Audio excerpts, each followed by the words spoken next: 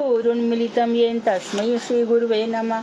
नमो महावदन्याय कृष्ण प्रेम प्रदायते कृष्णाय कृष्ण चैतन्य नामने गौरतुषे नमः। हे कृष्ण करुणा सिंधो दीन बंधो जगतपते गोपेश गोपिका कांत राधा कांत नमोस्तुते। तप्त कांचन गौरांगी राधे वृंदावनेश्वरी वृषभानुसुते देवी प्रणमामि हरिप्रिये। तवैवास्मि न जीवामि त्वया बिना इति विज्ञाय राधे त्वं नय मां चरणान्तिके। गुरुवे गौरचन्द्राय राधिकायै तदालये कृष्णाय कृष्णभक्ताय तद्भक्ताय नमो नमः। वाञ्छाकल्पतरुभ्यश्च कृपा सिन्धुभ्येव च पतितानां पावनेभ्यो वैष्णवेभ्यो नमो नमः। श्री कृष्ण चैतन्य प्रभु नित्यानंद श्री अद्वैत गदाधर श्रीवासादि श्री गौर भक्त वृंद। हरे कृष्ण कृष्ण कृष्ण हरे हरे, हरे राम राम राम हरे हरे। मैं सर्वप्रथम मध्य गुरुपाद पद्म परमाराध्यतम नित्य प्रविष्ट ओम विष्णुपाद अष्टोत्तर शतृ श्रीमद् भक्ति वेदांत श्री नारायण गोस्वामी महाराज मध्य शिक्षा गुरु पद्म परमाराध्यतम नित्य प्रविष्ट ओम विष्णुपाद अष्टोत्तर शतृ श्रीमद् भक्ति वेदांत श्री वामन गोस्वामी महाराज के चरणारविंद में अनंत कोटि दंडवत प्रणाम ज्ञापन करती हूँ। मैं ग्रंथ राशि चतन शिक्षामृत तदे रचयिता ओम विष्णुपाद सच्चिदानंद श्री भक्ति विनोद ठाकुर के चरण सरोज में कोटि कोटि दंडवत प्रणाम कर उनकी अहेतु की कृपा की वांछा करती हूँ। मैं उपस्थित वैष्णवी सभी के लिए यथा योग्य वंदन अभिवादन करती हूँ। कल हम हरे कृष्णा दीदी दंडवत। हरे कृष्णा दंडवत। तो कल हम उन गुणों के विषय में पढ़ रहे थे जो एक वैष्णव में होने चाहिए। बात तो यही है कि हम सब कृष्ण की भक्ति करने के लिए निकले हैं और जो कृष्ण की भक्ति का स्वरूप लक्षण वही है कृष्णानुशीलनम। कृष्ण के विषय में श्रवण करें, उन्हीं का चिंतन करें, उन्हीं का ध्यान करें, उन्हीं की धारणा करें, उन्हीं के लिए हमारी जो समाधि हो, ध्रुवानुस्मृति हो, दिन रात स्मरण हो तो कृष्ण का ही हो। कृष्ण के परिकर, कृष्ण के सखा। जब ये सब हमारे जीवन में आ जाते हैं, कब आते हैं? जब हम शरीर निष्ठ मनोनिष्ठ तब ये सब चीजें हमारी हट जाती हैं, क्योंकि आत्मा का जो शुद्ध स्वरूप है वो बहुत ही सुंदर है। आत्मा शुद्ध स्वरूप में हम सब का एक शुद्ध स्वरूप है। जो तटस्थ शक्ति से निकला था ना, उस समय हम एकदम शुद्ध थे। माया देवी ने हमारे को जाने कहाँ का फंसा लिया और हम इस शरीर को सत्य मान करके, मन को सत्य मान करके इसके बीच में झूलने लग गए और अपनी हमने बर्बादी कर ली।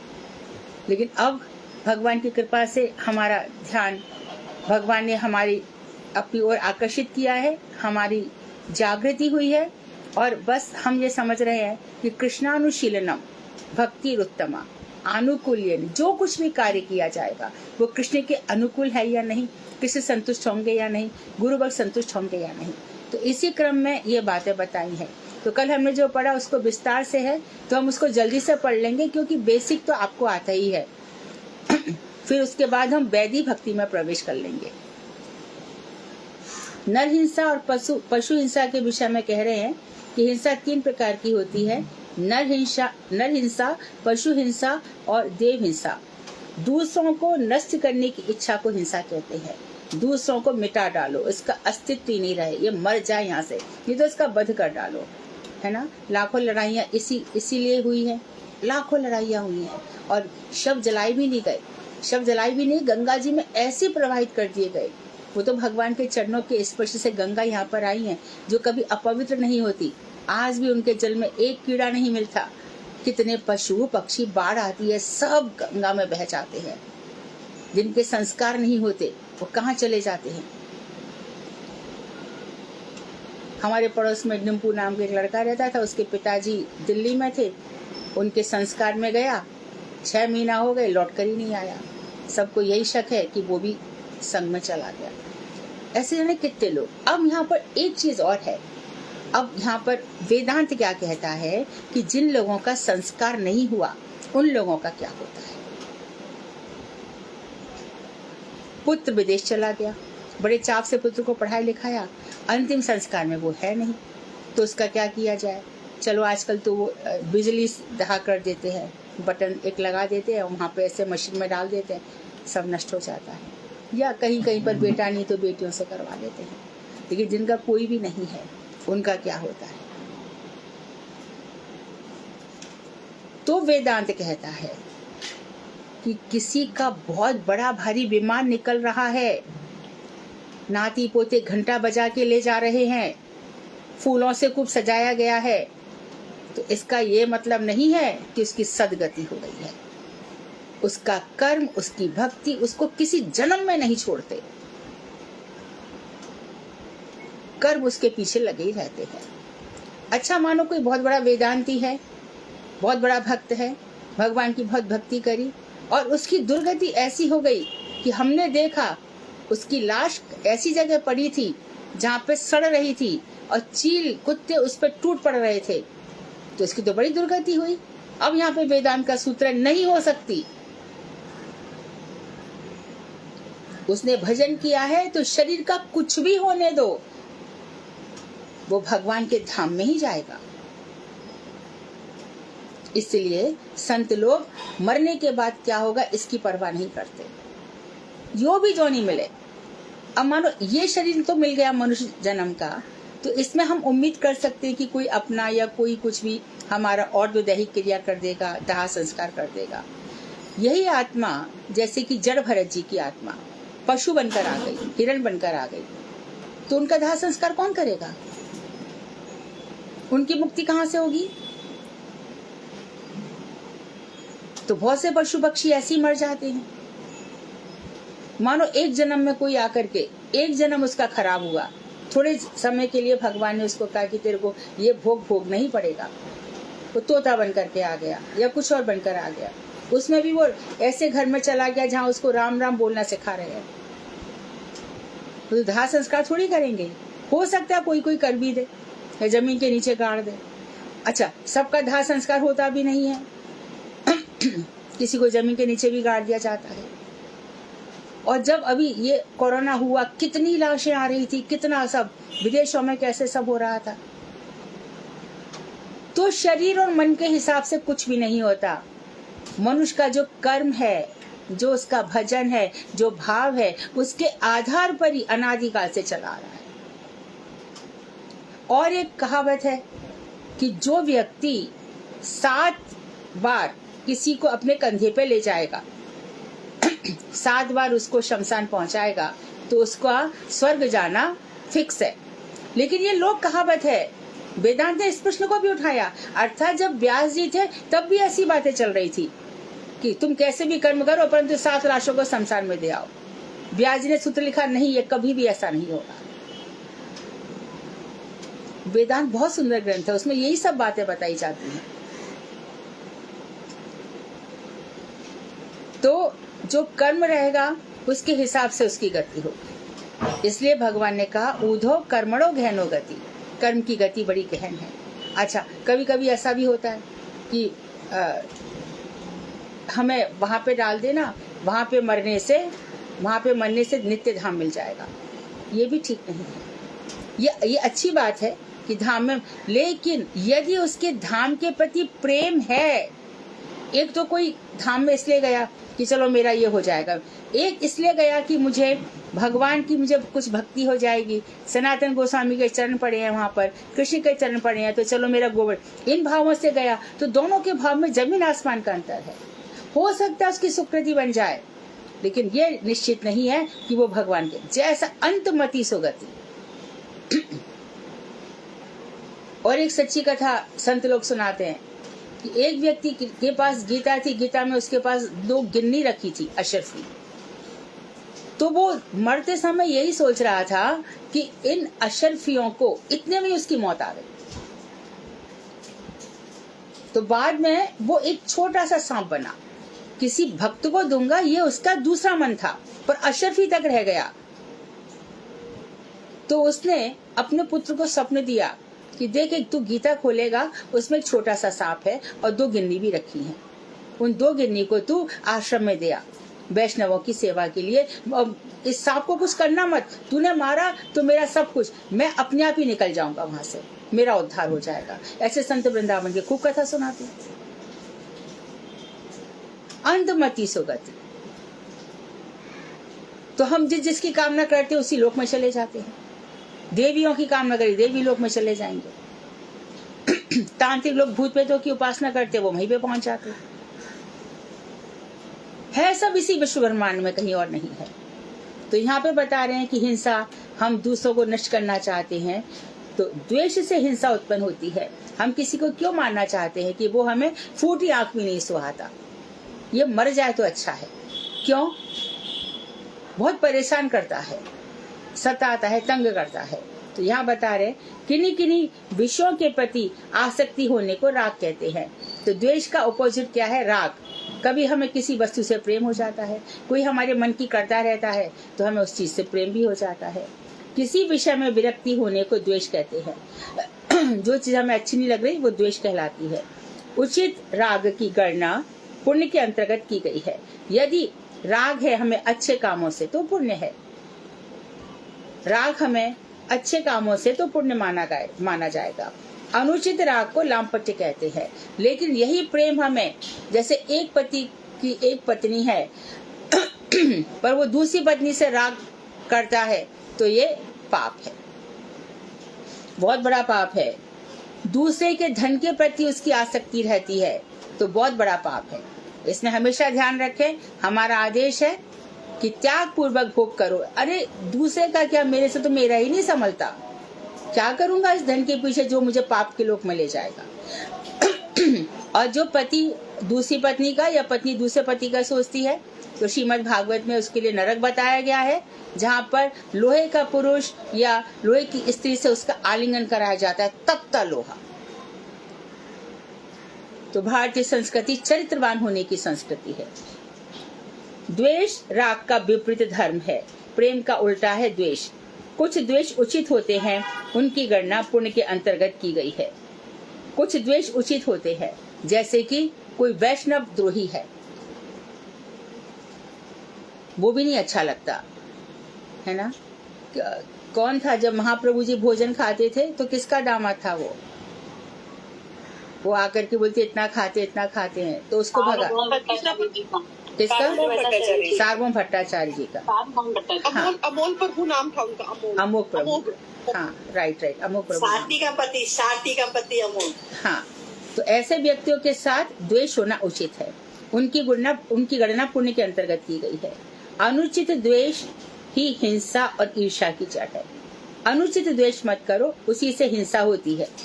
सबके साथ प्रीति पूर्वक व्यवहार करना चाहिए, परंतु पापी व्यक्ति इसके विपरीत आचरण द्वारा सबके प्रति ईर्ष्या और हिंसा का व्यवहार करते हैं। प्रीति सबसे, प्रेम सबके साथ करना चाहिए, लेकिन जिसके मन में पाप भरा पड़ा है वो इसके विपरीत ही आचरण करता है। वो प्रेम नहीं करता, वो एक से नहीं, दो से नहीं, उसको सभी खराब लगते हैं, सभी के साथ हिंसा का व्यवहार करता है। इन लोगों को ही नहीं अच्छा लगता है। ऐसे हमारे घर में कितने औरंगजेब आ गए, कोई भी कितने लोग आ गए, एक साथ पूरी के पूरे समाज को मार डालते हैं। सब मर जाए, अकेला हम क्यों मरे? अब जैसे कि ये आया ना कोरोना वायरस, तो लोग कहते हैं कि चाइना ने बनाया, उसने फैलाया, और जब से कोरोना वायरस हुआ है तब से चाइना तो खत्म ही होता जा रहा है। लेकिन सच्ची बात तो ये है कि जब पृथ्वी पर पाप बहुत बढ़ता है तो यमराज जी के यहाँ पर बहुत सारे वायरस रहते हैं, उनकी प्रेरणा से ये सब आते हैं, उन्हीं की प्रेरणा से। अभी तो जाने कितने वायरस हैं, न जाने क्या क्या होगा, हजारों लाखों बीमारियां हैं, उससे भी ज्यादा बीमारियां नई नई निकलेंगी। तो हिंसा एक बड़ा पाप कार्य है। सबके लिए हिंसा का सभी को हिंसा का, और हिंसा मन से भी नहीं और वाणी से भी नहीं। किसी को डांट दिया, फटकार दिया, किसी को जो मन है सुना दिया, जब मन, ये भी हिंसा है। मन, कर्म और वचन तीनों से हमें हिंसा नहीं करनी चाहिए। सबसे मीठा बोलना चाहिए। वाणी से भी किसी को डांटो फटकारो मत, जितना हो जाए प्यार से बात संभाल लो। नर हिंसा भयानक गुरुतर पाप है। सबसे बड़ा पाप है किसी मनुष्य को मारना। जिस मनुष्य के प्रति हिंसा की जाती है उस मनुष्य की महानता के तारतम्य से हिंसा का लघुत्व या गुरुत्व का विचार होता है। जैसे ब्राह्मण की हिंसा करी, बंधु बांधवों की हिंसा की, स्त्री की हिंसा करी, वैष्णव की हिंसा करी, गुरु की हिंसा करी, ये पाप अधिक भयंकर होते हैं। पशु हिंसा भी कोई साधारण पाप नहीं है। पशुओं को मारना भी, किसी कुछ नहीं सूझेगा, चलते फिरते और कुछ नहीं तो पशु जा रहा है, कुत्ता जा रहा है, उसी को पैर मार दिया। अच्छे खासे कबूतर दाना चुग रहे, उनको उड़ा ही दिया। ये सब हिंसा के भाव है, जो कि पाप है। उदर प्राण व्यक्ति अपने स्वार्थ और जिह्वा लांपट्य के लिए जो पशु हिंसा करते हैं या करवाते हैं, वह केवल नीच मनुष्यों की परावृत्ति का परिचायक है। पेट के पालन करने में लगे हुए व्यक्ति जो अपने स्वार्थ के लिए और अपनी जिह्वा के लांपट्य के लिए, उनकी जिह्वा इतनी लंपट बनी हुई है, उसको इतनी चाट लगी हुई है, तो जो पशु हिंसा करते हैं या किसी से करवाते हैं, हमने तो नहीं करी, बाजार में बिक रहा था तो हमने थोड़ी पशु को मारा। अरे मारा तो इसलिए कि तू खाएगा, तू खाना छोड़ दे, दूसरे खाएंगे। देखो मछली खाते हैं ना, मछली खाते, मछली में जितना भी ऊपर से कचरा गिरता है, जितना भी ऊपर से जो कुछ भी गिरता है, सब मछली उसको खाती है। फिर बातें आती हैं कि जो स्वाइन फ्लू है वो उन्हीं को होता है जो मांस भक्षी है। और अंडा, अरे हम तो वो खाते हैं क्या? अंडा नहीं खाते हैं, वो उसमें पशु नहीं होता, वैदा होता है, वो ऐसी बनता है।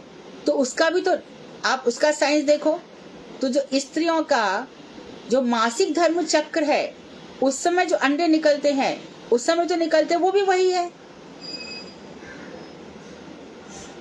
तो अंडा तो और भी खतरनाक है, सबसे ज्यादा गंदा है।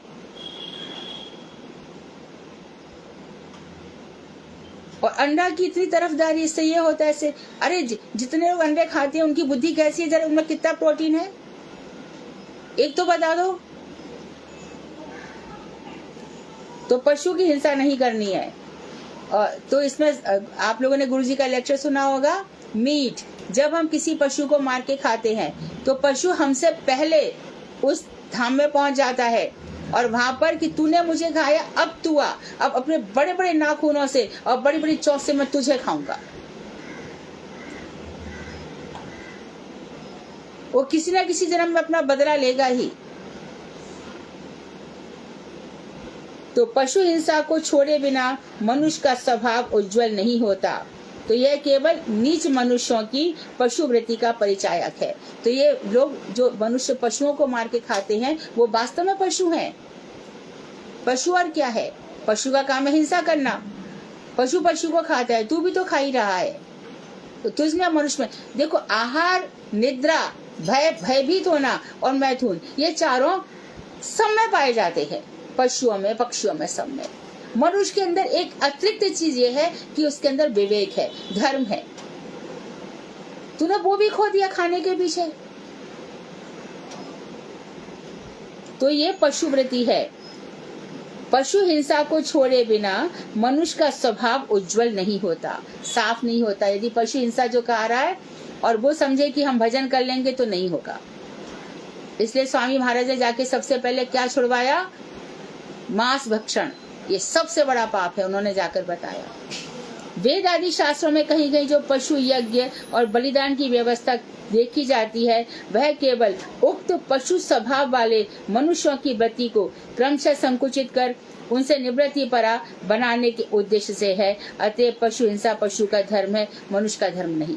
अब वो बता रहे हैं, एक बात बताओ, यहाँ बड़े प्रश्न उठाते हैं। यज्ञ होता है, यज्ञ में ऐसा कहा जा रहा है कि पशुओं की बलि दी जाती थी, एक बात।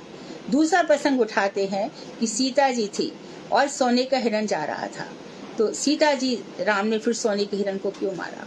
और हम कई कथाएं पढ़ते हैं कि राजा आखिर के लिए जाते थे पशु बांधे के। जैसे कि राजा दशरथ जब श्रवण कुमार पानी निकाल रहे थे तो दशरथ जी ने लगा कि कोई पशु है, उन्होंने बस तीरंदाज तो थे, उसी जगह मारा जहाँ पर पशु समझ के मारा। उनका मनुष्य हिंसा का उनका विचार नहीं था।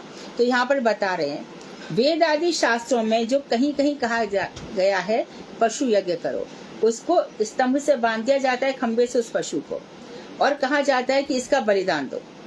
तो वह केवल जो पशु स्वभाव वाले मनुष्यों की वृत्ति को क्रमशः संकुचित कर उन्हें निवृत्ति परा बनाने के उद्देश्य से है। तो जो राजा लोगों को बड़ा पशु मारने का शौक था, तो उन लोगों को कहा गया कि पहले एक पशु की तू यज्ञ की आहुति दे सकता है, इतने सारों की नहीं। तो उसकी जो पशु मारने की प्रवृत्ति थी उसको संकुचित करने के लिए था। अच्छा, उसमें जो होता थे, उद्गाता थे, जो 4 पुरोहित बैठते थे, तो जो पशु मारा जाता था उसको जिंदा भी कर देते थे।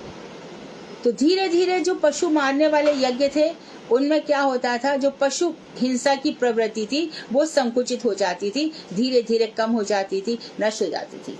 वही भगवान श्री राम ने जितने भी यज्ञ किए सब सीता जी को बैठा के किए, स्वर्ण सीता को बैठा करके,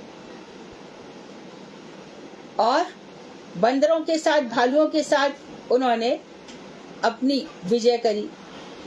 विजय सेना उनकी आगे बढ़ी, विजय के लिए प्रयाण किया। और हमारे जो कृष्ण हैं उनके साथ भी सब पशु पक्षी हिरण इत्यादि, तो इन लोगों ने सबने पशु पक्षियों से प्रेम किया है। अतः पशु हिंसा पशु का धर्म है, मनुष्य का धर्म नहीं।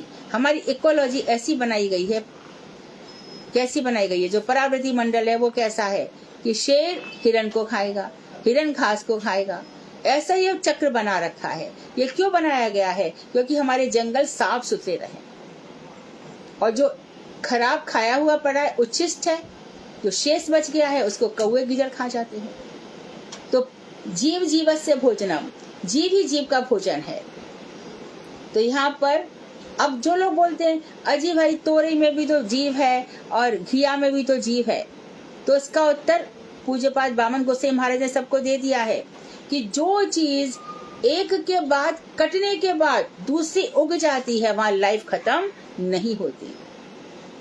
लेकिन एक पशु को मार दिया, अब वो दूसरा पशु उत्पन्न नहीं कर सकता, वो पशु हिंसा है। ऐसे तो दही में भी बहुत बैक्टीरिया है, लेकिन वो बैक्टीरिया भगवान ने इसलिए बनाए गए हैं, इसलिए बनाए हैं कि वो शरीर का पोषण करते हैं। तो ये चीजें समझी जानी चाहिए। तो जो लताएं बढ़ रही हैं, जो जीवन दे रही है, तो जीवनदायिनी लताएं, उनके काटने को काटा नहीं कहा जाता। एक हंस करके अस्तित्व खत्म कर दिया, वहां हमने एक तोड़ी तोड़ी, एक करेला तोड़ा, वहां 10 और उगते हैं। तो ये खाद्य है, खाने योग्य है, ये पुष्टिकारी है, पुष्टिवर्धक है। तो इन सब बातों का बहुत लंबा भी जिक्र कर आप लोग भी कर सकते हो। अब दूसरे बता रहे देव हिंसा। देव हिंसा बहुत भयंकर पाप है। ईश्वर की आराधना के लिए भिन्न भिन्न देशों में भिन्न भिन्न प्रकार की व्यवस्थाएं निर्धारित की गई है। अलग अलग देशों में अलग अलग व्यवस्थाएं देव की स्थापना के लिए। इन व्यवस्थाओं का पालन करने से परात्पर तत्व की उपासना रूप परम धर्म की प्राप्ति होती है। तो ये व्यवस्था, इनका पालन किया जाना चाहिए। जो परात्पर तत्व है भगवान, उनकी उपासना रूप परम धर्म की प्राप्ति होती है। अब इसको ऐसे समझा रहे हैं कि अनभिज्ञ जो जानकार नहीं है, अतात्विक जो तत्व को नहीं जानते, ऐसे धर्मवादी व्यक्ति केवल अपनी व्यवस्था को ही सर्वोत्तम बतलाकर दूसरे देशों की व्यवस्थाओं की निंदा करते हैं। अब हमारे यहाँ पुराण है, उनके यहाँ पे कुरान है। हमारे यहाँ पे सूर्य की पूजा है, जो हम वेदों के हिसाब से चल रहे हैं। वहाँ पर चंद्रमा की पूजा है, चंद्रमा को देख करके जुम्मे की रात और ईद इत्यादि तय होती है। हमारे यहाँ पर अक्सर ऐसा होगा जिस समय हमारी एकादशी इत्यादि होती है, जहाँ अभी हमारे गणपति इत्यादि, वहाँ पर उनके ईद और बकरा ईद इत्यादि होते हैं, और उनको लगता है यही ठीक है। अब उनको कहा जाता है कि आपने 15 दिन बकरे को रखा, इतना खिलाया पिलाया, मोटा ताजा हो गया, अब आप इसको मार रहे हैं। तो मालूम है क्या जवाब देंगे? अरे हम तो सिखा रहे हैं कि माता पिता अपने प्रिय व्यक्ति का बलिदान कैसे दिया जाता है, ये सिखा रहे हैं। तो बलिदान देने के लिए तो खरीद के लाया था, तेरा उद्देश्य वही था कि जितना मोटा ताजा होएगा उतना खाने में अच्छा लगेगा। खून की धाराएं तेरे घर में बह रही हैं। ऐसा तो हमारे मोहम्मद साहब ने कहा, पैगंबर साहब। कोई पैगंबर साहब, वो खुद तो कभी भी मांस भक्षी नहीं थे, वो भी चरवाहे थे। हमारे कृष्ण के साथ उनकी तुलना की जाती है कि जैसे आपके कृष्ण ने गैया चुराई, ऐसे उन्होंने वो शेपर्ड तुमने भेड़ चराई। तो सब लोग अपनी अपनी व्यवस्था को सर्वोत्तम बतलाते हैं। अब ये लोग पूरे दिन भूखे रहेंगे और रात भर खाते रहेंगे और दूसरों की निंदा करते हैं। इतना ही नहीं, वे दूसरे देशों के धर्म मंदिरों और ईश्वर विग्रहों तक को तोड़ फोड़ भी देते हैं। देव हिंसा ऐसे है। तो आए दिन खबर आती जाती रहती है कि यहाँ मंदिर तोड़ दिया गया, यहाँ मंदिर तोड़ दिया गया। अब ये विचार करो कि मंदिर तोड़ा तो मूर्ति तोड़ी, मूर्ति तोड़ने की ताकत किसी में है? भगवान की इच्छा से होता है, चलो ये मान लो। और दूसरी चीज है, वेदांत सूत्र के मध्व भाष्य में मध्वाचार्य जी ने कहा है, मूर्ति में देवता का वास है, परंतु मूर्ति देव है ऐसा नहीं कहा जा सकता। यदि हम मूर्ति को खिलाते पिलाते इस भाव से कि इस मूर्ति में प्राण प्रतिष्ठा करी है और सब कुछ है, वो खाती भी पीती भी, हमारा सब कुछ ग्रहण करती है। विग्रह मतलब जो विशेष रूप से मौन रह करके हमारा सब कुछ ग्रहण करती है, उसको विग्रह या मूर्ति कहते हैं। और कोई आकर के उस मूर्ति को आकर के गिरा दे तो क्या वो भगवान को गिरा देगा? है उसकी ताकत, उस समय भगवान उसमें से निकल जाते हैं। जैसे कि हमारे शरीर से आत्मा निकल जाती है। मेरी आत्मा निकल गई और मेरी डेड बॉडी, अब तो इसका कुछ भी कर ले। हमारे तो भीष्म पितामह है, 56 दिन तक बाणों की शैया पे सोते रहे।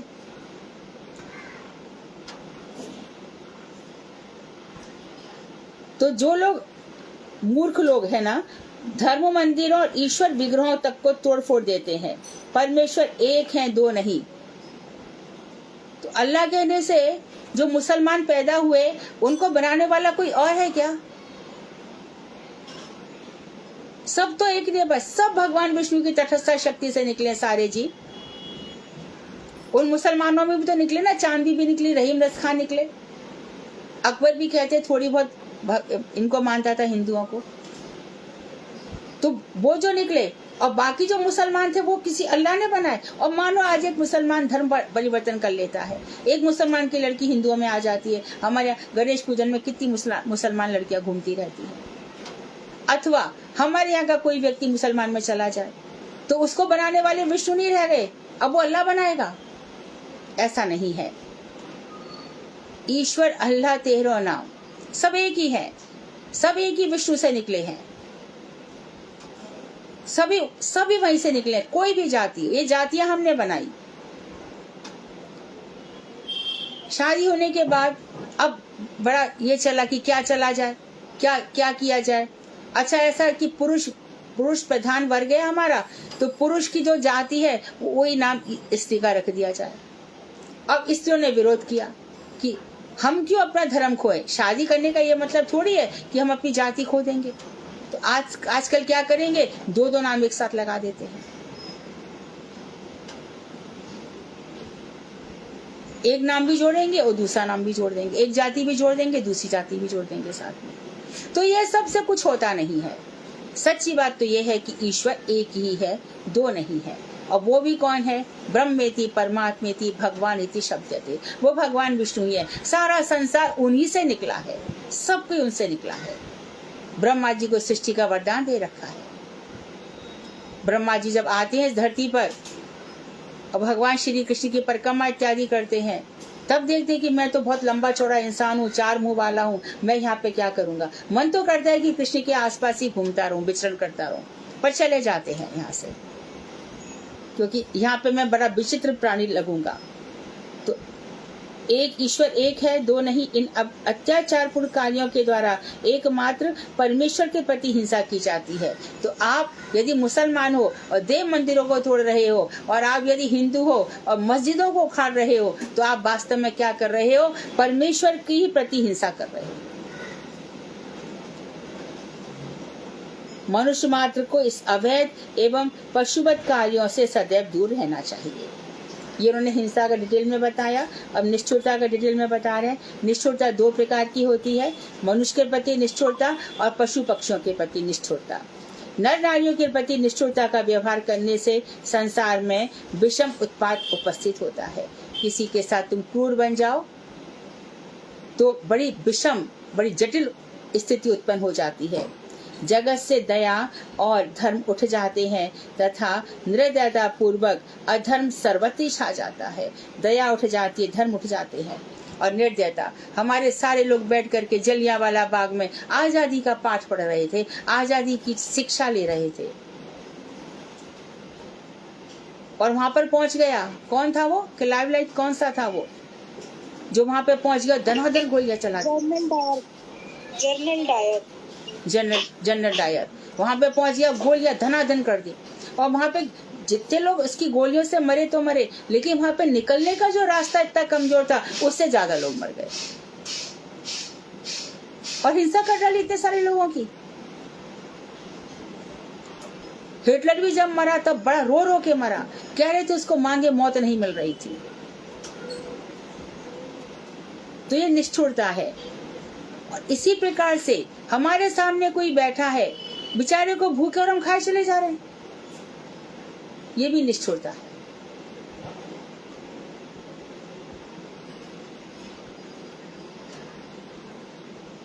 ऐसा भी नहीं होना चाहिए। तो संसार में विषम कठिन उत्पात उपस्थित होता है, जगत से दया और धर्म उठ जाते हैं, निर्दयता पूर्वक अधर्म ही सर्वत्र छा जाता है। इसमें नाम दिया है सृजादुल्ला और नीरो आदि दुर्जनों के द्वारा ना जाने संसार में कितने भयंकर उत्पात हुए थे। हिरोशिमा नागासाकी में कितनी बम बरसात हुई थी। कहते आज भी वहां पे अपंग लोग पैदा होते हैं, आज भी वहां पर अपंग, इतना असर है वहां पर बम विस्फोटों का। यदि किसी के हृदय में किसी प्रकार की निष्ठुरता हो तो दयालु पुरुषों की दयालुता की कथाएं पढ़कर तथा दया की शिक्षा ग्रहण कर उसे क्रमशः दूर करने का प्रयत्न करना चाहिए। यदि ऐसा लगता है कि हमारा हृदय दिन पर दिन कठोर होता चला जा रहा है तो हमें दयालु लोगों की कहानियां पढ़नी चाहिए, जैसे हमारे महाप्रभु ने सब पे दया की। अब कोई कहेगा हम महाप्रभु तो है नहीं। आप जिस भी लेवल पर हैं, जहां भी हैं, दया का भाव अपने अंदर डेवलप करना चाहिए। वैष्णव जन तो तेने कहिए पीर पराई जाने रे, पर उपकार करे तो मन अभिमान न आने रे। और दूसरों का उपकार किया भी और मन में अभिमान कर लिया, अरे मैंने इसका उपकार किया तो तू नहीं करता तो अच्छा था। एक हाथ से दे रहे हैं, दूसरे हाथ को पता नहीं चलना चाहिए। वही लगता है, और जो हमने किया और यहीं पर उसको कैश करा लिया। इसी प्रकार से आत्म प्रशंसा भी यदि हमने अपनी तारीफ करते गए, एक दिन सारे गुण हमारे अंदर से निकल जाएंगे। मैंने ऐसा किया, मैं ऐसा कर दूंगा, मैं ऐसा बतला दूंगा, मैं ये कर दूंगा, मैं वो कर दूंगा, कोई गुण रहता नहीं है। क्योंकि भगवान ने आत्मश्लाघा भी यदि भगवान ने बनाई है, आत्म प्रशंसा तो ने साफ ये भी कह दिया कि मैं तुम्हें गुणों से खाली कर दूंगा। अपनी तारीफ खुद कभी ना करें। तो हमें उन लोगों की कथाएं पढ़नी चाहिए। इसलिए विद्यालयों में कोशिश की जाती है। अब विद्यालयों में बताया जाता है, जैसे कोई बताएगा भैया जो विप्रो वाले अजीज प्रेम जी हैं, उनको बताया जाएगा कि वो अपने कपड़ों पे आयरन खुद भी करते थे। लाल बहादुर शास्त्री, उनके पास पैसे नहीं थे, वो तैर करके जाते थे। अब्दुल कलाम, उनके पास पढ़ने के पैसे नहीं थे, तो बुआ ने पैसे दिए, फिर स्कॉलरशिप ले लेके आगे बढ़ते चले गए। तो ऐसी कथाएं पर अब्राहम लिंकन, उनके घर में लाइट नहीं थी, जो अमेरिका के प्रथम राष्ट्रपति थे, स्ट्रीट लाइट में पढ़ते थे। तो ऐसे उदाहरण भरे पड़े हैं। और राजा शिवी के सामने कबूतर को मारा गया, तो जो व्याध था, शिकारी था, वो कबूतर का मार रहा था। उन्होंने कहा क्यों कबूतर को मार रहा है, तुझे उतना मांस चाहिए तो मैं देता हूं। तो अपने जांघ काट करके देने लगे। तब भगवान प्रकट हो गए कि तेरे दान की परीक्षा ले रहा था। कर्ण से भी भगवान श्री कृष्ण अर्जुन दोनों ब्राह्मण का वेश धारण करके पहुंच गए, क्योंकि पता था कर्ण के पास जब तक कवच और कुंडल रहेगा तब तक ये मर नहीं सकता। और कर्ण का मरना बहुत जरूरी है, क्योंकि इसकी आसुरिक प्रवृत्ति है। तो जाकर गए। कर्ण समझ तो गए थे कि ब्राह्मण नहीं है, क्योंकि हाथों में बाणों की प्रत्यंचा के निशान लगे हुए हैं, लेकिन कर्ण ने कहा मैं इस समय दान के लिए खड़ा हूं। तो भिक्षाम देही करके क्या मांग लिया? कवच और कुंडल मांग लिया। तो ऐसी हमारे यहाँ दधीची ऋषि के पास क्या था? हड्डियां थी। जो जितना अधिक भजन करेगा, तपस्या, तपोनिष्ठ थे, वो व्रतनिष्ठ थे। एकादशी इत्यादि पे क्यों कहा जाता है कि कम खाओ अथवा फल खाओ अथवा मत खाओ? क्यों कह रहे हैं? क्योंकि जितना भी शरीर में विषाक्त पदार्थ हैं, टॉक्सिकेंट्स से सब निकल जाएंगे। भूखे रहने से कोई नहीं मरता। जल पी लो, थोड़ा बहुत खा सकते हो, खा लो, फल खा लो, शरीर स्वस्थ हो जाता है और हड्डियों को अच्छी मजबूती मिल जाती है।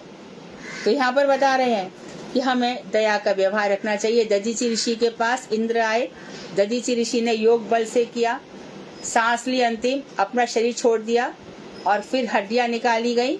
विश्वकर्मा को बुलाया गया और उनकी हड्डियों से वज्र बनाया गया और वज्र बना करके फिर वृत्रासुर का वध किया गया। तो ये सब लोगों ने दान दे दिया।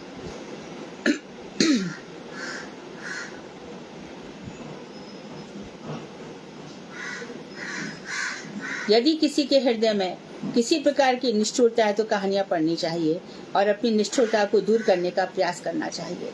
और ये भी देखना चाहिए कि वृक्ष देखो कितनी धूप में खड़े हैं, फिर भी छाया हमें देते हैं और फल इत्यादि तो देते ही हैं।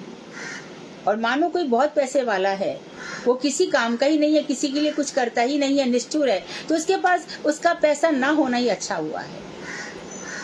बड़ा हुआ तो क्या हुआ, जैसे पेड़ खजूर और पंथी को छाया नहीं, फल लागे अति दूर। पंथी को भी छाया नहीं दे रहा, फल भी तेरा इतना ऊंचा लगा हुआ है। सागर का जल इतना ज्यादा है, लेकिन क्या वो प्यासे की प्यास बुझा सकता है? और जबकि छोटी छोटी तलैया और सरोवर होते हैं, वहां पर हमारे पशु पक्षी जाते हैं और जल पीकर अपनी प्यास बुझा लेते हैं। तो इस तरह से नदियां, वृक्ष, सूर्य, चंद्र, ये सब दे ही रहे हैं, कोई ले नहीं रहा इसमें से। तो ऐसे दया की कहानियां पढ़ानी चाहिए। आधुनिक शुद्ध धर्मों में पशुओं के प्रति निष्ठता का विधान किया गया। आधुनिक शुद्ध धर्म, ये तुच्छ धर्म जो निकाले गए हैं, वहीं पर कहा गया है कि पशुओं को मारना पाप नहीं है। यह उनके व्यवस्थापकों के कुयश की घोषणा करता है। उनके व्यवस्थापक कितने कुयशस्वी हैं, बदनामी की घोषणा, कितना खराब इन्होंने सिखाया और सिखाया है। साधारण विषय लोलुप लोग गाड़ी के बैलों और घोड़ों को अत्यंत कष्ट देते हैं। अब बता रहे हैं कि साधारण विषय लोलुप लोग गाड़ी के जो बैल हैं और इतना वहां पे धन धन मारते चलते हैं, कोल्हू के बैल, उनको इतना, बेचारा बैल थक गया है। बस जब इंसान को बहुत परिश्रम कराया जाता है तो हम कहते हैं ना, आपने तो कोल्हू का बैल बना दिया मुझे। कॉर्पोरेट जगत में भी ऐसा ही है। बच्चों का मानो 25 लाख का पैकेज है, तो समझो कि बच्चे की रात की नींद 7 घंटे की भी पूरी नहीं है। इनको कहते हैं धन पशु। धन के लिए पशु बना के रख दिया। अभी मैं नहीं जानती कलकत्ता में, लेकिन मैंने 8-10 साल तक पहले देखा था कि रिक्शा, वो एक ऐसा सब वर्दी पहन लेते हैं, यहाँ पे बेल्ट लगी होती है और अपने कंधों पे रिक्शा लेके जाते थे, कंधों पे रिक्शा लेके चलते। तो दूसरे को दबाने की, दूसरों को पशु बनाने की प्रवृत्ति। तो इसी तरह से लोग बैलों को और घोड़ों को बहुत कष्ट देते हैं। घोड़ा चलाएंगे ज्यादा, खिलाएंगे उसको कम, और फिर कहेंगे आजकल तो घोड़ा पालना बहुत मुश्किल होता है। गाय भी पाली जाती है, आप किसी को गौदान करो तो पहले कहेगा मुझको कम से कम 10-15 हजार इसकी गाय का चारा तो दो। और हम समझेंगे जो अच्छी गौशाला में, वहां की बात नहीं कर रही हूँ, हम समझेंगे यहाँ गाय खड़ी है, चलो इनसे दूध ले लो। अरे ये क्या, दूध देने से पहले वो इतना मोटा इंजेक्शन लाया और एकदम गाय गाय की खाल इतनी मोटी है, अब उसका यहाँ से चुभता चुभता वो कितना सहन कर रही है। 2-4 किलो दूध ज्यादा निकालने के लिए तो उसको कितना सता रहा है। ये सब निष्ठुरता है। स्वार्थ के लिए, लालच के लिए लोभी लोग, विषय लोलुप, विषय के लोभी लोग, उसे देखकर सहृदय व्यक्तियों का हृदय टूट जाता है, घबरा जाता है। इन समस्त प्रकार के पशुओं के प्रति निष्ठुरता का व्यवहार परित्याग करना हमारा कर्तव्य है। निष्ठुरता क्रूरता को पर्यायवाची मानते हैं, लेकिन यहाँ पे अंतर ये बताया गया है कि क्रूरता या कुटिलता एक पाप है। जब एक व्यक्ति स्वार्थ के वशीभूत होकर, या उसका स्वभाव है, अभ्यास ही ऐसा है, किसी दूसरे व्यक्ति के प्रति जो असरल दुष्ट व्यवहार करता है, उसे कुटिलता कहते हैं। मन में कुछ और रखेगा और बाहर से कुछ और बोलेगा, ये कुटिलता है। अंदर कुछ और है और ऊपर से कुछ, या अरे पहले अपना काम हो जाने दे फिर इसको देखूंगा, अरे अभी तो अपना काम है, चुप बैठो फिर देखेंगे इसको, ये सब कुटिलता है। तो वही कुटिलता अधिक उद्वेगदायक होने पर क्रूरता कहलाती है। जब किसी को उद्वेग देती है, तो हमारे गीता में भी कहा गया है कि यस्मान न उद्विजिते लोको। एक तो पहली बात, कोई लोग हमें उद्वेग दे, उद्वेग को प्राप्त मत हो, शांत बने रहो। वो बड़ा उकसाएगा, ऐसा उकसाएगा कि क्रोध आना स्वाभाविक है। उस समय यदि हम सह जाए, वो तितिक्षा कहलाता है, और उस गुण से भगवान प्रसन्न होते हैं। तो उस समय क्या करना चाहिए? ये जो बोल रहा है ये महामूर्ख है, अपने मन को समझा लो, मैं कृष्ण ने जो कहा है वो करूंगा या करूंगी। इसके कहने से मैं उकसाने वाला तो हूं नहीं, अपने मन को मैं उकसने वाला नहीं। बोल तो कितना बोलेगा, मैंने तुम्हारे लिए ये किया, मैंने तुम्हारे लिए वो किया, और किया कुछ नहीं, गाया ज्यादा। मन में तो है उठा के इसको इतने आड़े हाथ लिया जाए पर कोई जरूरत नहीं है। वो ये कर रहा है, कुटिलता है, और कुटिलता का परिणाम अच्छा नहीं होता। देखो, परिणाम एक दिन में नहीं दिखता, अभी क्या और अभी हो गया, लेकिन परिणाम गलत ही होगा। 1 लख पूत 1.25 लाख नाती, वाह रावण के दिया ना बाती। आज नहीं तो कल होना जरूर है, दिखता नहीं है आज, पर निश्चित समझो सास झूठे नहीं हो सकते। उसका बहुत अच्छा चल रहा है, और चलने दो। जितना पुण्य है सब मिट रहे हैं, अभी पाप का घड़ा फूटा नहीं है। तो कुटिलता भी उसमें से एक है। और जो इस पाप कार्य में आसक्त होते हैं, उन्हीं को खल कहते हैं। जो ऐसे पाप के कार्य करते रहते हैं, उनको दुष्ट कहते हैं। मानो एक माता जी हैं, वृद्ध हो गई हैं, उनको 800 रुपया वापस करना है, और माता जी को कम दिख रहा है, और दुकानदार इनको तो कुछ पता नहीं चलता है, चीज तो मेरी 300 की आई है, इनको 700 की जगह मैं 600 वापस दे दूंगा, मैया सब 400 रुपए का तुम्हारा सामान आया है। ऐसे वो दिन भर किसको ठगता है, और पता चला कि 2 साल भी कुछ नहीं हुआ, 3 साल भी नहीं हुआ, 4थे साल दुकान ठप हो गई।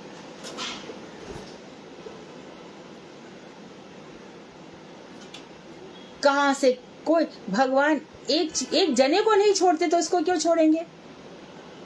देर हो सकती है, अंधेर नहीं। चित्त विभ्रम, पागलपन या उन्माद। चित्त विभ्रम 4 प्रकार का होता है। मादक द्रव्य सेवन करने से, अल्कोहल, ड्रग्स और षड रूपों की प्रबलता। और कब पागल हो जाए मन? काम कभी बढ़ गया, कभी क्रोध बढ़ गया, कभी अभिमान बढ़ गया, कभी कभी पैसे का अभिमान इतना आ जाता है कि व्यक्ति मदांध हो जाता है, धनांध हो जाता है, दूसरे को कुछ नहीं समझता, गरीबों का मजाक बनाता है।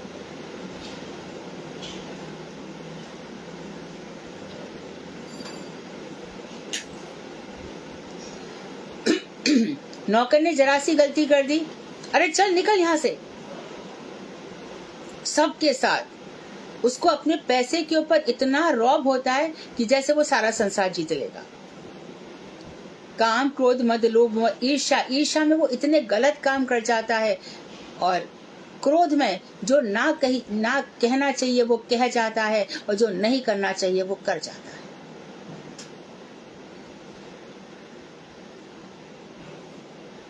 कल बताया था ना, पति को खाना पसंद नहीं आया तो थाली फेंक दी, और पत्नी सुबह से रात इतनी मेहनत कर रही है, एक चीज खराब हो गई तो उसको भी गुस्सा आता है, ले करके जो मना उसने भी उठा करके फेंक दिया। तो ये 6, इनसे भी चित्त पागल हो जाता है।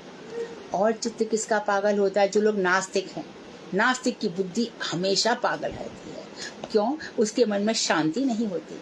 किसकी शरण में जाएगा? क्या करेगा? नास्तिक है। जब दुख आएंगे वो तो आने स्वाभाविक है, दुखालय भगवान कह रहे हैं। और यदि हम लौकिक शास्त्र देखें तो 9 ग्रह हैं, 9 ग्रह तो सभी को नचाते हैं। आज धैया लग गई, आज 7.5 लग गई, आज राहु बिगड़ गया, कभी शनि बिगड़ गए, कभी मंगल नीच का हो गया। ये तो सबके जीवन में होते हैं। भागवत में आता है ऊपर ज्योतिष्मान चक्र है, वहां पे ये सारी दिशाओं में चलता रहता है जो गति है। तो बता रहे नास्तिकता से, भगवान पे विश्वास नहीं करने से इन लोगों का, ये भी लोग परेशान रहते हैं, चित्त में शांति नहीं रहती और जड़ता। और जो मूर्ख होता है, जिसकी बुद्धि काम नहीं करती, कभी कभी ऐसी स्थितियां आती है तो हमारे मुख से निकलता है, मेरी बुद्धि जड़ हो गई, मुझे कुछ समझ में नहीं आ रहा। कोई कुछ कह रहा है, कोई कुछ कह रहा है, और व्यक्ति में इतना विवेक नहीं है। ज्ञानवान जो होगा उसके अंदर उसका विवेक बड़ा काम करता है, वो बहुत डिसिसिव होता है, फटाफट निर्णय ले लेता है, मुझे ये करना, और अडिग रहता है। जो निर्णय ले लिया तो ले लिया, हे कृष्ण मेरी रक्षा करो। फिर मन में भाव आ गया, और भाव आ गया तो कृष्ण मेरी जरूर रक्षा करेंगे, और वही निर्णय हमारे लिए सबसे ज्यादा लाभकारी हो जाता है। मैं तो टिकट करा ली है, जाऊं नहीं जाऊं, घर में जैसी भी स्थिति, अरे होगी जो होगी, मुझे जाना है तो जाना है।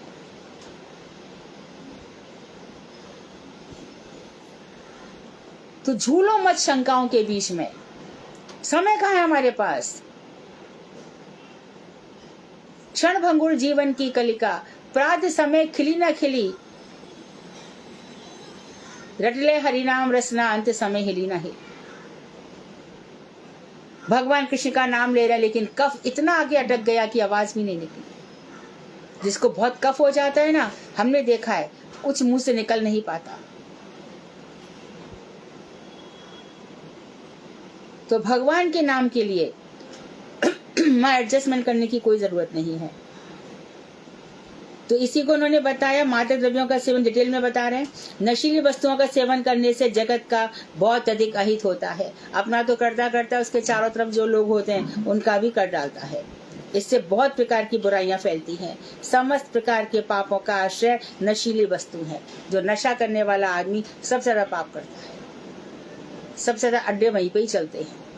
पैसा कमाया और किसके लिए कमाया? नशा करने के लिए। नशा मतलब ना शम यया, जिसके द्वारा कभी शांति नहीं होती।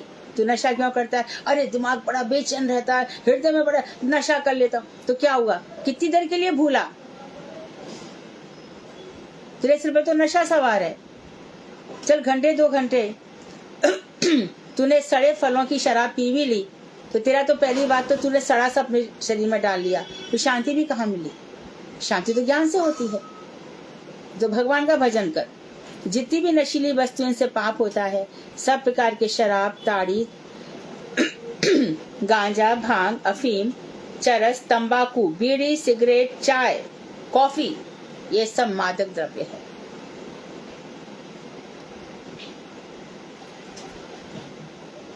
इनसे दिमाग नहीं चलता। और फिर चाय पीने में बुराई क्या है? संत लोग कहते हैं अब जो चाय पीने के अयोध्या वासी जो भगवान राम के भक्त हैं उनके लिए चाय छोड़ना बहुत मुश्किल है। हमारे वृंदावन वासी तो ऐसे ही छोड़ देते हैं। तो उनसे बात करो तो कहेंगे चाय तो संजीवनी बूटी है।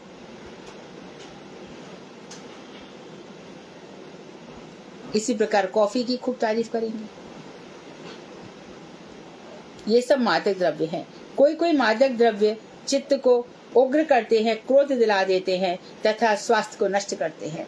इसी प्रकार जो पायलट इत्यादि हैं, 3 घंटे पहले, आजकल तो प्याज लहसुन भी नहीं खाने देते क्योंकि भी मादक पदार्थ ही है।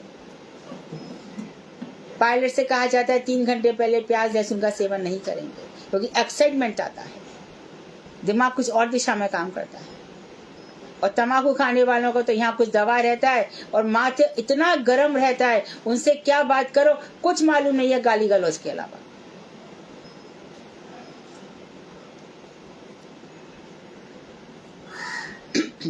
तो ये मादक द्रव्य चित्त को तो उग्र करते हैं और स्वास्थ्य को भी नष्ट कर डालते हैं। तो सिगरेट पिएगा, अरे तू धुआं जा रहा है तेरे अंदर, तू अपने इसको लंग्स को क्यों, जो फेफड़े हैं उनको क्यों फूंक रहा है? अफीम के सेवन से मनुष्य का चित्त पशुओं के समान बन जाता है। जहां तक कि ये लगते हैं ना कैंप, जब ये कुंभ आता है, नागा साधु है, नंगे साधु, ये लोग भजन कुछ नहीं करते हैं, जानते भी नहीं तत्व क्या है। साधु है, क्या साधु है? चिलम पी रहे हैं, मस्त हुक्का पी रहे हैं, संसार को छोड़ रखा है। किसने छोड़ा? दूसरे के जाकर के जो मनाए कर रहा है। इनमें से एक भी तत्वदर्शी नहीं है। ये लोग जानते भी नहीं है भक्ति क्या होती है। तुम लोग जितना ये सब जान रहे हो ना, इसका 1% वो लोग नहीं जानते। आप देखो कितने सारे, हरिद्वार में भी चले जाओ, ऐसे साधु मिल जाएंगे, कुछ नहीं आता उनको। कृष्ण कौन है, श्याम सुंदर कौन है, द्वारकानाथ कौन है, मथुराधीश कौन है, भगवान श्री कृष्ण ने गीता में क्या बोला है। तो जो उनको अच्छा लगेगा वो वही बोलेंगे।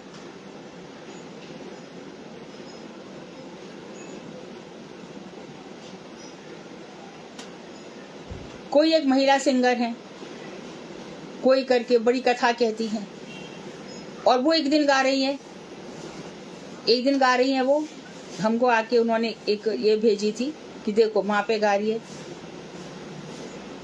मैं तो घोटत घोटत हारी, क्यों घोटम घोट मचाए, तेरी एक दिना की होए तो घोटू, रोज न घोटी जाए, हाय हाय भंग तुम्हारी। ये मैसेज आ रहा है कि भगवान शंकर भांग पीते हैं, तुम इतनी बड़ी वक्ता हो।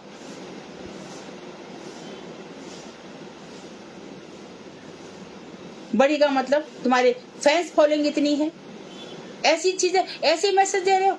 ये शिव जी की भक्त हो, क्यों? अरे भगवान को भांग, कहाँ पे लिखा हुआ है ऐसा?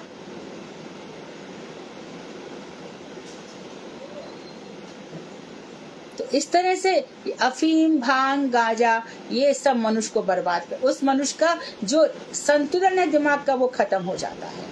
दिमाग का संतुलन, दिमाग की शक्ति बहुत बढ़ती है कृष्ण नाम लेने से। बड़ा इंसान स्मार्ट हो जाता है, बड़ा बुद्धिमान हो जाता है।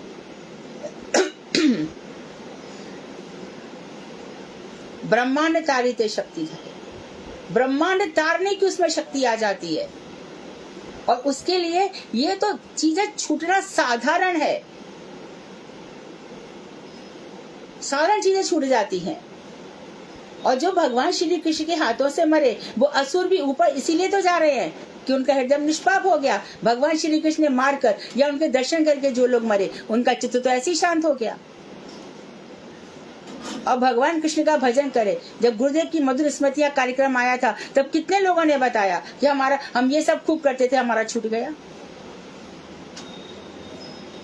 भगवान के नाम से धीरे धीरे जितना भजन करते चले जाओगे, भजन ही भगवान को प्राप्त करने का साधन है। चित्त तो निष्पाप होता ही है, भगवान की प्राप्ति भी हो जाती है।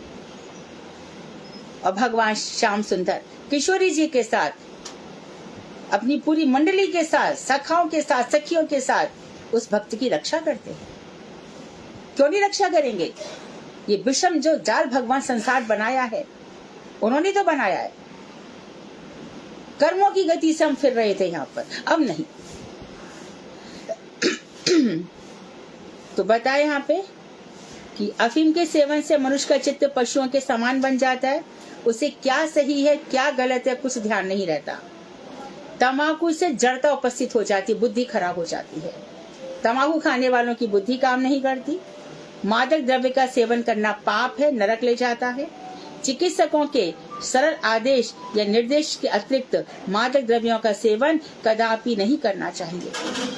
कभी चिकित्सक कभी किसी बात के लिए कोई मेडिसिन ऐसी देता है, मानो कोई बहुत अधिक डिप्रेस हो चुका है, बहुत अधिक फ्रस्ट्रेटेड हो चुका है, या रात रात भर नींद नहीं आती, पागल हो चुका है, तो उसको एक ड्रग दे दिया जाए नींद का, भैया सो जाओ। अभी कृष्ण के भक्तों से पूछो आपको नींद आती है, तो वो तो बोलेंगे हमें तो नींद बहुत आती है, आप ऐसा करो कि नींद कम कर दो। तो डॉक्टर लोग अचंभा करते हैं कि भैया 60 वर्ष के बाद तो लोगों की नींद गायब हो जाती है। कृष्ण भक्त अरे हमें ऐसा कर दो कि हम 4 बजे उठ जाएं, हमें तो बहुत नींद आती है। हमारे ग्रुप में एक है, उनको कहो कि माला करने बैठा दो। बोले दीदी मैं तो माला करने बैठती हूँ तब तो मुझे बहुत ही अच्छी नींद आती है, और सफर में आप मुझे बैठा दो तब तो मैं कहाँ चली जाऊंगी, मैं नवदीप धाम जा रही हूँ, रास्ते भर सोती हुई जाऊंगी। ये तो हमारी कृष्ण की कृपा ही है। तो ऐसे कभी कभी यदि लेना पड़े तो बात अलग है। अब 6 रूपों की काम, क्रोध, मद, लोभ, मोह और ईर्ष्या जो 6 हैं, ये 6 रूप कहलाते हैं। ये मन को वशीभूत करके मनुष्य को पापी बना देते हैं। इन 6 के कारण ही सारा पाप होता है। कामी व्यक्ति सोचेगा कि मेरा कहाँ पे मन जा रहा है, वो देखेगा दिन कहाँ है रात कहाँ है। जैसे कि हमारी दिति थी, कश्यप जी को बोली, कश्यप जी कह रहे अरे ये दिन है, शंकर जी घूम रहे हैं सुबह और शाम, तेरे जीजा लगते हैं, और तू मुझे क्या करने को कह रही है। उनका दुपट्टा पकड़ लिया, मानी ही नहीं, तो बस 2 दैत्य आ गए। तो कामी व्यक्ति पाप पुण्य कुछ नहीं जानता। इसी प्रकार से क्रोधी व्यक्ति कुछ भी तोड़ फोड़ सकता है, कुछ भी कह सकता है, गाली गलौज कर सकता है। लोभी व्यक्ति भी कुछ भी कर सकता है। लोभ, बहन भाई को, भाई बहन को क्या क्या हो रहा है लोभ में, देखो कितनी चोरियां हो रही है। जहां तक कि पिताजी ताला खुला छोड़ गए, पिताजी शौचालय में गए, पैसा चुरा लिया। लोभ, मद, अभिमान, अभिमानी व्यक्ति दूसरों का अपमान बहुत करता है। मोह, आसक्ति, जैसे धृतराष्ट्र इसका उदाहरण है। मोह में उसने अपने भाई के साथ कितना दुराचार किया। और मास्टर, ईर्ष्या, ये 6 शत्रु हैं। मन को वशीभूत करके मनुष्य को पापी बना देते हैं। स्वच्छंदता पूर्वक निष्पाप रूप से शरीर यात्रा, निर्वाहोपयोगी अर्थ और द्रव्य की अभिलाषा को काम नहीं कहा जा सकता। अब ये एक बहुत सुंदर बात कही उन्होंने कि स्वच्छंदता पूर्वक,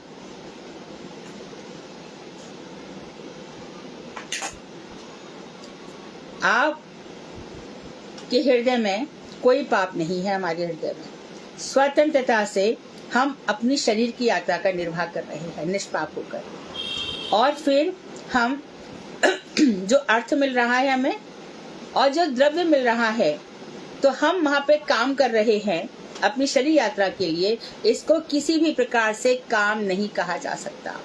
जो लोग नौकरी कर रहे हैं या दूसरे के घर में, तो वो जो अपनी सेवा कर रहे हैं और अपना, ये क्या कम है कि वो किसी से मांग नहीं रहे। तो शरीर यात्रा के लिए आदेश है, निठल्ले मत बैठो, कुछ काम करो, बजाय किसी के मांगने से खुद मेहनत करके करो। तो यहाँ पे कहा गया है इसको काम नहीं कहा जा सकता। ये कामना ही हमारे, ये इसके अतिरिक्त जितनी कामनाएं हैं जो हमें मिल रहा है, उसके अतिरिक्त बिसाइड्स ऑफ इट यदि हम कामना करते तो वो कामनाएं। मेरे को भगवान ने ऐसी नौकरी दी है जिससे मेरा घर इत्यादि चल रहा है, परंतु फिर मैं सोचूं कि नहीं, मेरे को एक मकान तो है, मेरे 2 और हो जाएं। मेरे पास वो सब कामनाएं हैं, वो दुखों का कारण है। क्यों? क्योंकि कामनाएं पूर्ण नहीं होती तो वह क्रोध को अपनी सहायता के लिए बुला लेती है। कामात् संजायते क्रोधः, गीता कहती है। काम से क्रोध उत्पन्न होता है। जहाँ कामना नहीं पूरी हुई तो क्रोध आ जाएगा, जरूर आएगा। मेरी किसी से कामना है और वो उससे मेरी कामना पूरी नहीं हो रही, तो उसको देख करके मुझे क्रोध आएगा और जो मनाए मैं सुनाने लग जाऊंगी।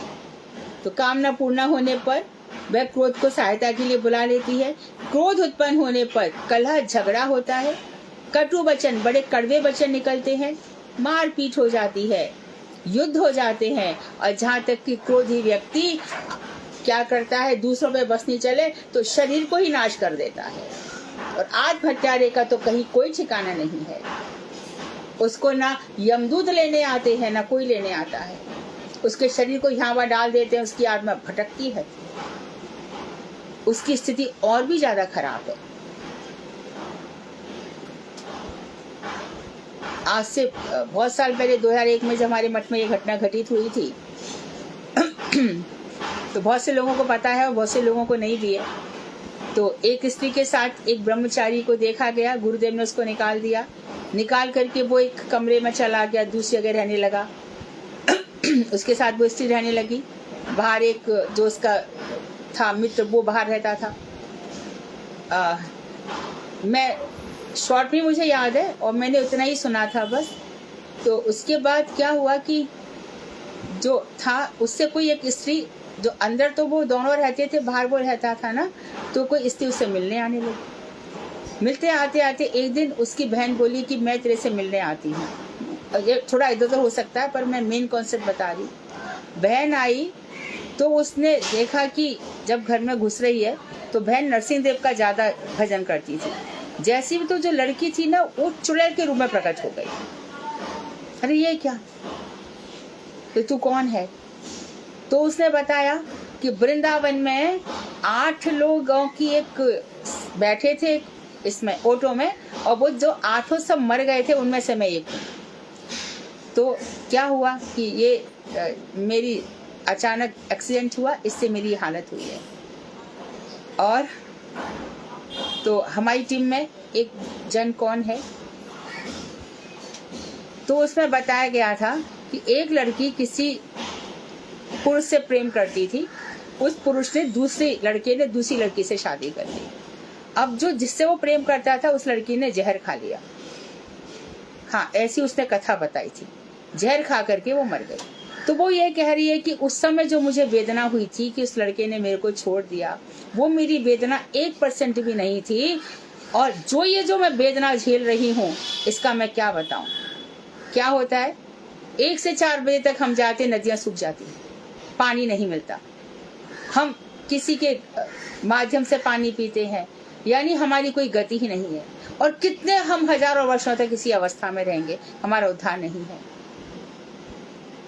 तो हमारे किसी नारायण गोसाई महाराज का या बाण गोसाई महाराज का ये शायद कथा निकली भी है, जल मांगा गया कि वो मुझे दे दो तो मेरा उद्धार हो जाएगा।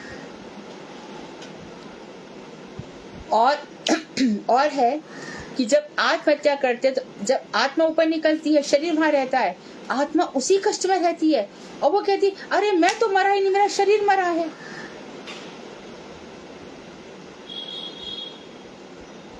तो सबसे ज्यादा दया के, अरे उस समय सुख दुख मन के होते हैं। अरे जो तेरे को नहीं मिला वो तेरा था ही नहीं। क्या शादी करके बहुत बड़े महल बन जाएंगे, बहुत खुशियां मिल जाएंगी?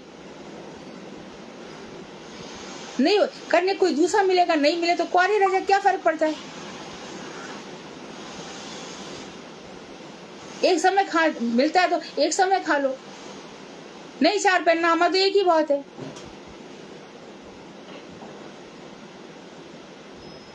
तो ऐसी शिक्षा बच्चों को देंगे ही नहीं। सिखाओ उनको, तू बड़े होकर के बहुत बड़ा बनना, तो ऐसे की शिक्षा देंगे। जब देखो, जब अपना पढ़ लिख अच्छा कमा, जो हमेशा को भगवान जो देंगे वो हमारे मंगल के लिए ही है। तभी किसी संत ने कहा था, साईं इतना दीजिए जामे कुटुंब समाए, मैं भी भूखा ना रहूं साधु ना भूखा जाए। गोधन गजधन बाज धन और रतन धन खान, जब आवे संतोष धन सब धन धूर समान। तो मॉरल एजुकेशन कौन देगा? अपने परिवार को। और जितने भी लोग हैं हमने क्या किया था, जब मेरी माँ का देहांत हुआ था तो वहां पे गरुड़ पुराण, अब तो वहां पे तो मानेंगे ही नहीं, चला। तो ऐसी एक दिन हमारी भाभी बोली दीदी आप तो बहुत कथा कहती हो।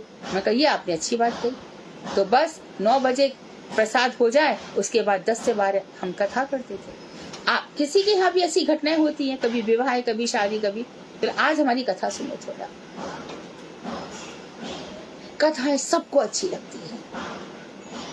ये मत सोचना एक जन बैठेगा एक दिन, दूसरा हंसता रहेगा पागल की तरह, पर दूसरे दिन वो आएगा, उसके उस हंसने पर ध्यान ही मत दो। अपनी बात सुनो। जाए देखे तारे करे मोर उपदेश, महाप्रभु कह रहे हैं। कह के देखो एक बार, 8 में से 2 तो निकलेंगे। और ये सब शिक्षा होने से कभी कोई व्यक्ति, सबसे बड़ा हमारे देश में जो आत्महत्या का प्रश्न हुआ है ना, सबसे पहले ये समस्या दूर होनी चाहिए। तू ये शरीर नहीं है, तेरी आत्मा कभी नहीं मर सकती। तू चाहे जहर पी ले, चाहे पंखे के नीचे झूल जा, तू मरेगा ही नहीं कभी। जहां से तेरा जीवन खत्म हुआ है वहीं से फिर से शुरू होगा। तो काट ले, कुछ पाप कर आएगा, भोग ले।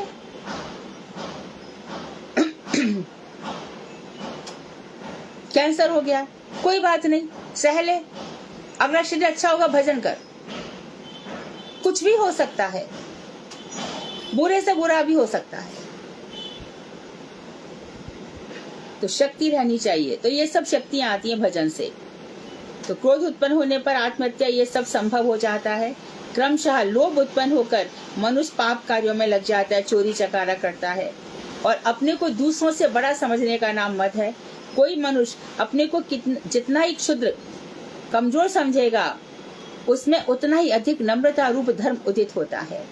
सबसे छोटा समझना अपना। तो अमानी ना मान देने है ना, त्रनादपि सुनिचे न तरोपि सहिष्णुना। अमानी ना मान देने, मद का, अभिमान का त्याग करना चाहिए। परंतु मद त्याग करने का तात्पर्य यथार्थ का परित्याग करना नहीं है। यथार्थ का क्या है? अर्थात वो कहते हैं जिसके पास जो अच्छी चीजें हैं उनके ऊपर निर्भर करना उचित है। विशेष रूप से कैसे? मैं भगवान का दास हूँ, ये हमारा मत है। ये वैष्णव पदवी हमने पाली है। वैष्णव पदवी का ये मतलब नहीं हो गया कि खाली हम हम वैष्णवों की सेवा में रत हैं, हम वैष्णव ग्रंथों की सेवा में रत हैं, हम वैष्णव कथाओं में रत हैं, तब हम वैष्णव हैं। हम वैष्णव उचित सब कार्य कर रहे हैं। हम वैष्णवों से द्रोह कर रहे हैं, हमारी वैष्णवता धरी रह जाएगी। वैष्णवों की बातों का उल्लंघन कर रहे हैं, उनसे अपना काम निकलवा रहे हैं, ये वैष्णवता नहीं है। वैष्णव धर्म में वैष्णव तो है ही, और वैष्णव धर्म कौन करेगा? तो मैं भगवान का दास हूँ, ये अभिमान बहुत अच्छा है। इस अभिमान का कदापि त्याग नहीं करना चाहिए।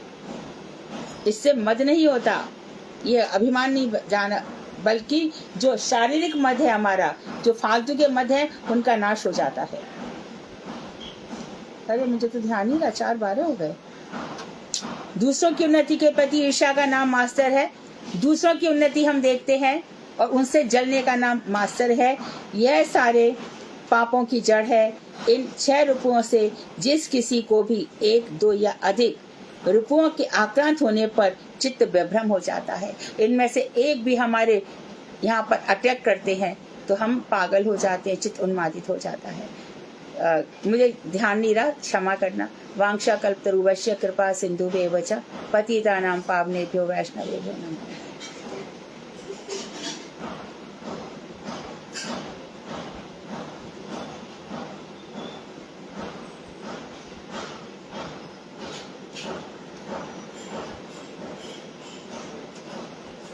प्रश्न है कोई? हरे कृष्ण दीदी, दंडवत प्रणाम। हाँ अपराध का मतलब अटैक करना?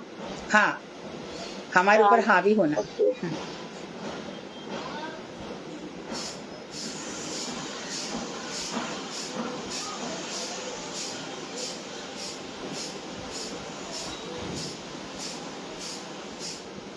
कोई प्रश्न है?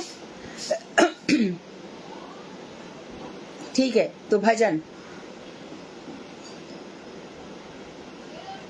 कौन प्रस्तुत है आज? मैं करूं दीदी? हाँ हाँ, गाओ। कौन है नाम? विनीता त्यागी दीदी। विनीता त्यागी जी। हाँ, बोलो, गाओ। जयानंद जी कहाँ चले गए? बहुत दिनों से गाया नहीं उन्होंने। विनीता गाओ। अनुपम माधुरी जोड़ी हमारे श्याम श्यामा की, अनुपम माधुरी जोड़ी हमारे श्याम श्यामा की, रसीली रस भरी अखियाँ हमारे श्याम श्यामा की, रसीली रस भरी अखियाँ हमारे श्याम श्यामा की, कटीली धागा की सुघड़ सूरत मधुर बतियाँ, कटीली धागा की सुघड़ सूरत मधुर बतियाँ, लटक गर्दन की मन बसिया हमारे श्याम श्यामा की, लटक गर्दन की मन बसिया हमारे श्याम श्यामा की, अनुपम माधुरी जोड़ी हमारे श्याम श्यामा की, मुकुट और चंद्रिका माथे अधर पर पान की लाली, मुकुट और चंद्रिका माथे अधर पर पान की लाली, अहो कैसी भली छवि है हमारी श्याम श्यामा की, अहो कैसी भली छवि है हमारे श्याम श्यामा की, अनुपम माधुरी जोड़ी हमारे श्याम श्यामा की, रसीली रस भरी अखियाँ हमारे श्याम श्यामा की, परस पर मिल के जब बिहरे ये वृंदावन की कुंजन में, परस पर मिल के जब भी